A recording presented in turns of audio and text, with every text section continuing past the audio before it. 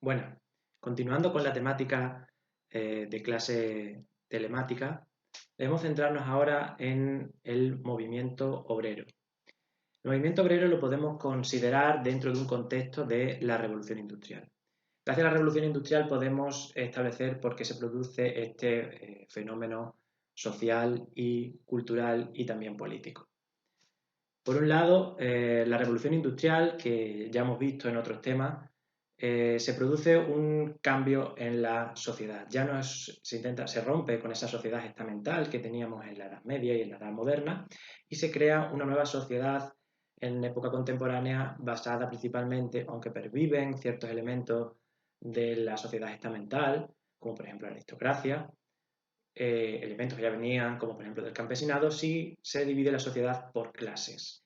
Y este nuevo movimiento económico, que es la revolución industrial, lo que genera es una diferenciación por clases basada en el dinero y en el control de los medios de producción.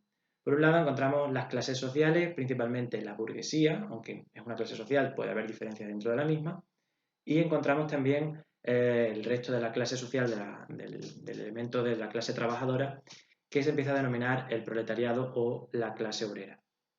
Y aquí es donde nace la ideología del movimiento obrero.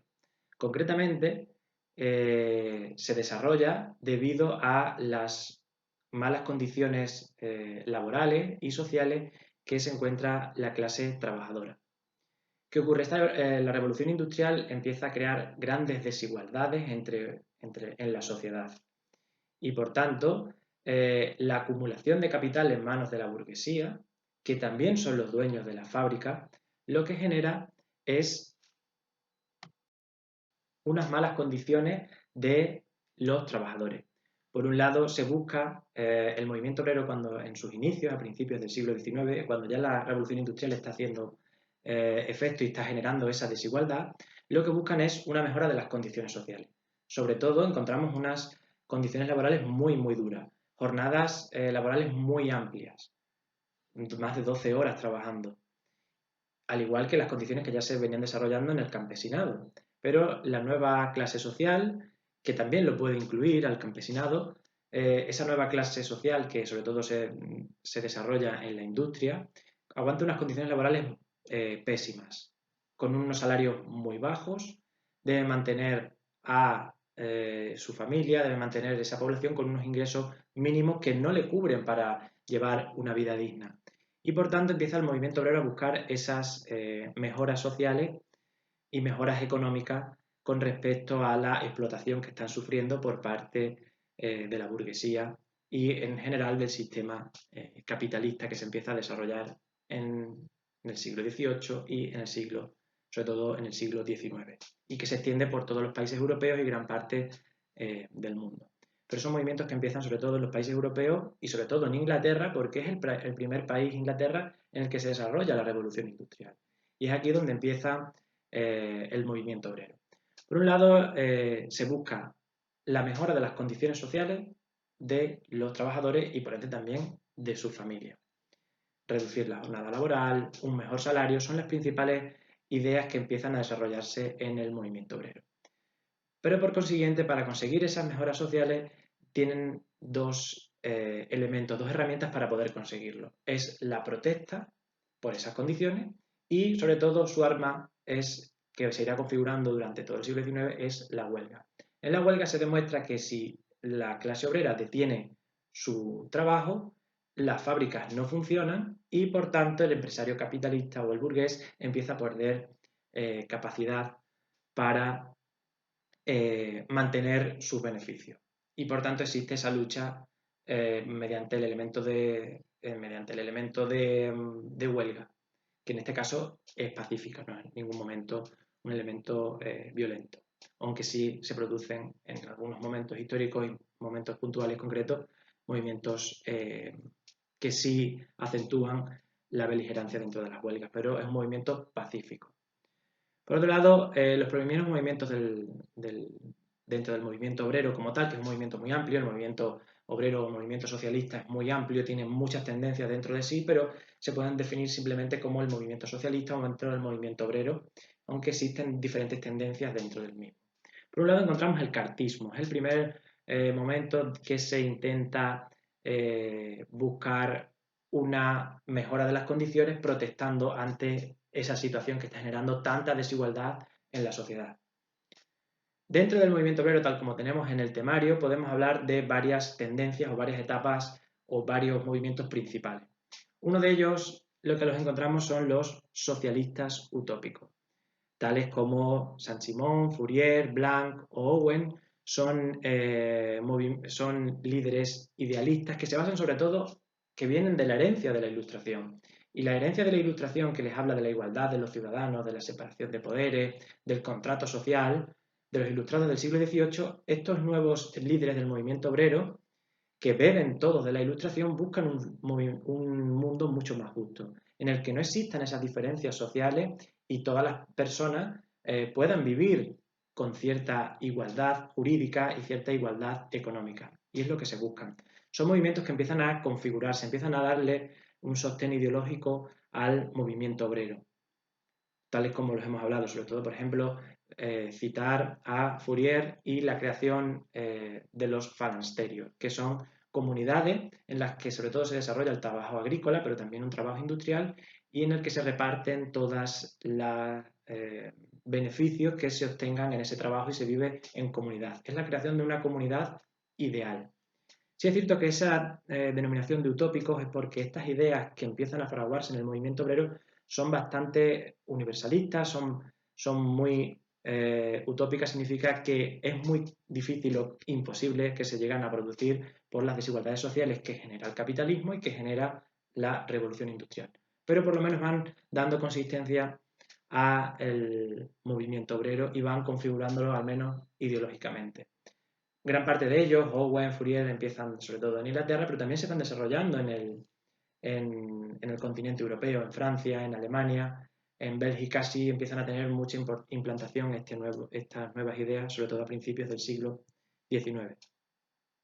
Por otro lado, otra de las principales corrientes que encontramos es el socialismo científico o también considerado marxista, en el que ya se le establece un sustrato ideológico importante, análisis muy en profundidad, por la obra, por ejemplo, de Marx y la obra de Engels, en el que ya se desarrolla el movimiento obrero que empieza a denominarse a partir de esas obras principales, como el movimiento, el manifiesto comunista o sobre todo sobre la obra de Marx, El Capital, sí empiezan ya a desarrollarse un contenido teórico que empieza a veces a denominarse ya marxismo, pero todo dentro del mismo movimiento obrero, dentro del movimiento socialista. ¿Qué ocurre? Que la formulación de Marx nos habla sobre la conquista del poder mediante la revolución. El arma para acabar con las desigualdades sociales generadas por el capitalismo es la revolución. Y la revolución se alcanza para dominar el poder y establecer la igualdad no solo jurídica, que ya se venía produciendo en los intentos de igualdad jurídica en las revoluciones liberales, sino la igualdad económica de todos los ciudadanos. Por lo tanto, plantea la idea de la lucha de clases. Y para Marx, la lucha de clases viene estando durante toda la historia. Durante toda la historia siempre ha habido una lucha de clases entre una clase que controla los medios de producción, que es la clase privilegiada, y por otro lado existe la clase que está oprimida o la clase dominada por la sociedad. Y va cambiando a lo largo de la historia.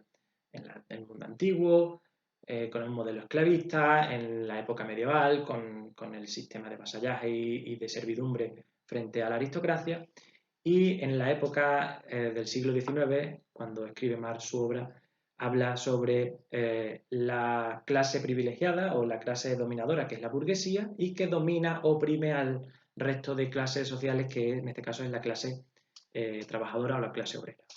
Y que para romper esta dinámica de la evolución de la lucha de clases, para que la clase obrera alcance el poder, lo que debe realizar es la revolución y mediante una dictadura del proletariado para limar y terminar con todas las diferencias sociales y de clases que se habían producido dentro del sistema capitalista para que, según la teoría de Marx, alcanzar la igualdad económica de los ciudadanos y, por tanto, también la igualdad jurídica. Se basa principalmente de que la burguesía controla los medios de producción. Los medios de producción para que lo entendamos, son las fábricas, donde el proletariado, según la dialéctica marxista, en la clase obrera, trabaja y vende su trabajo a cambio de un salario. Pero por esas circunstancias del capitalismo, de la sociedad capitalista, según la teoría de Marx, nos habla de que el proletariado está siendo explotado y gran parte de su trabajo, que es el principal valor, el principal activo que él tiene es el trabajo manual o el trabajo intelectual, ese valor se lo está quedando el burgués y no se lo está retribuyendo al trabajador, al obrero, y se llama plusvalía. Es la diferencia de salario que debería aportarle al trabajador, pero que se está quedando el burgués. Y para acabar con esa situación desigual, lo que se busca es mediante la revolución. Eso en cuanto al socialismo científico o al marxismo. Por otro lado, nos encontramos con el anarquismo. Es otra tendencia dentro del movimiento obrero, en el que destacan autores como Bakunin, como Kropotkin, que analizan que el principal problema de la clase trabajadora y de la sociedad en general es que existe la propiedad privada. Y por tanto rechazan la propiedad privada. Y no existe un reparto justo de la propiedad y buscan que sea una sociedad en la que no exista la propiedad. Ni, por ejemplo, ellos consideran que el principal rechazo del poder y que lo que genera esta desigualdad es, por un lado, el Estado y, por otro lado, la Iglesia. Y buscan acabar tanto con el poder del Estado como el poder de la Iglesia. Y lo que se busca es la igualdad de todos los ciudadanos si no existiera propiedad privada. Estas son las ideas del anarquismo. Unas ideas pacíficas, incluso se puede considerar utópicas, pero que solo cierta corriente muy radical del anarquismo sí busca desestabilizar el sistema mediante el terrorismo, pero solo una minoría radical dentro del movimiento anarquista. Por otro lado, esas son las principales tendencias dentro del movimiento obrero. Sí es cierto que a partir de las internacionales, que ahora entraremos en ellas, o de los intentos de conquista del poder político, sí existe dentro del movimiento obrero una tendencia de participación en las instituciones públicas como medio de acabar, mediante la democracia, como medio de acabar con las desigualdades sociales que se generan. Por tanto, las revoluciones liberales que se producen en Europa en 1845, 1868, ya tienen varios y muchos tintes del movimiento obrero dentro de sus filas y dentro del movimiento obrero que apuesta por la democracia para obtener el poder político y cambiar la sociedad. Por otro lado, debemos destacar sobre todo varios detalles. Por un lado, la Comuna de París, del año 1871, en el que París, ese París revolucionario que lleva ese siglo XIX tan convulso, el movimiento obrero se hace fuerte, el proletariado se hace muy fuerte en París y busca, mediante todo el bagaje ideológico y que se viene desarrollando durante todo el siglo XIX, todo ese bagaje que se va acumulando desde los socialistas científicos, de los socialistas utópicos, se tiene un momento en el que existe un intento de transformar la sociedad en la Comuna de París en 1871, que fracasa porque se alía la burguesía con elementos del ejército y acaban haciendo fracasar la Comuna de París, pero ya es un indicativo de lo que se puede producir si los estados no empiezan a tener en cuenta las condiciones sociales de los trabajadores. Por tanto, aparecen ya partidos políticos que empiezan a luchar en el sistema político para intentar cambiar esa sociedad. Y sindicatos, sobre todo la acción a través de sindicatos que intenten mejorar las condiciones de los trabajadores. Nos encontramos a lo largo del siglo XIX dos internacionales, la primera en 1864 y la segunda en 1889, que definen varias líneas de actuación del movimiento obrero y cómo organizarse para conquistar el poder político y llegar a la igualdad de las clases sociales.